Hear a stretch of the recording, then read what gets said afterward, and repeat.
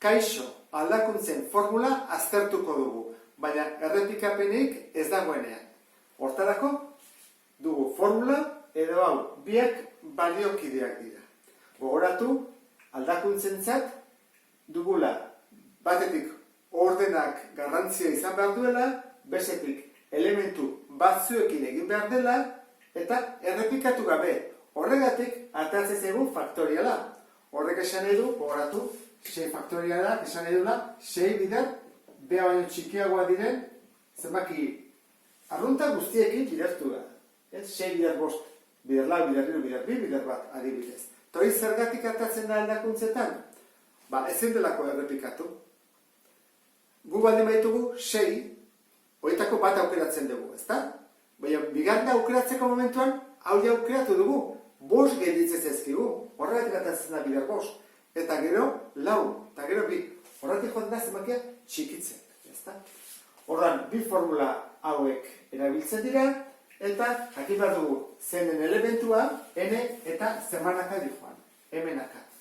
Liburu batzutan, aldean zizatatzen da, m da elementua, eta n zemanaka, ez? Baina guk hola erabiliko dugu. Horra hasiko beha, bi problema egiten, ondo saiatzeko eta ondo egiteko bestetan, eta hau izango zateka lehenengoa. 25 ikasleko talde batean ordezkaria. Ordezkaria albokoa eta idazkaria hautatu behar dituzte. Zenbat modu desberdinetan egin daiteke? Jakiteko aldakuntza den, galdetu behar dugu lehenengo ordenak garrantzia duen edo ez. Berdin alda aukeratzea ordezkaria edo idazkaria, ez desberdina da. Orduan, ordenak badu garrantzia. Errepikatu daiteke, hau da, izan daiteke ordezkaria eta idazkaria pertsona berdina? Ez.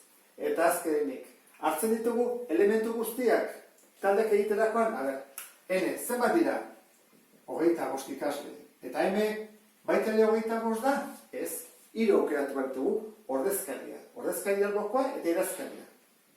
Horan, hemen ditugu biak, desberdinak, eta honekin, lehenengo ingo dut formula honekin eta gero honekin ulertzeko.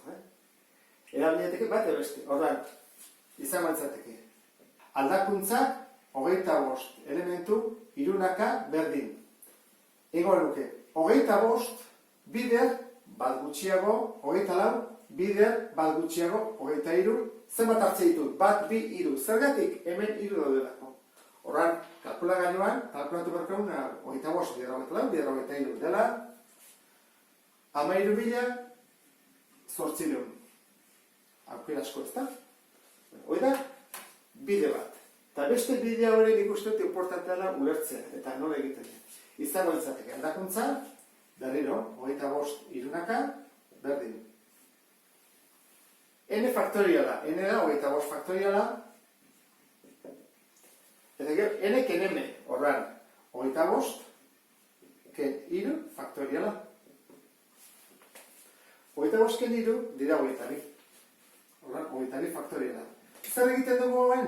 Egin duguna da, 25 hartu, eta joango gera ateratzen. 25 atatzen dugu, 23 arte, zergatik? Ze 22kin lortzen dugunen berdina kentzeko. Joan gera, faktoria honetatik ateratzen 25, 24, 23, eta izenatzailean eta zenbakitzailean berdina dugunean, faktoria berdina kentzen dugu, eta horrean gelditzen zego goian bezala, 25, bidea 24, bidea 23 dela, 12.000.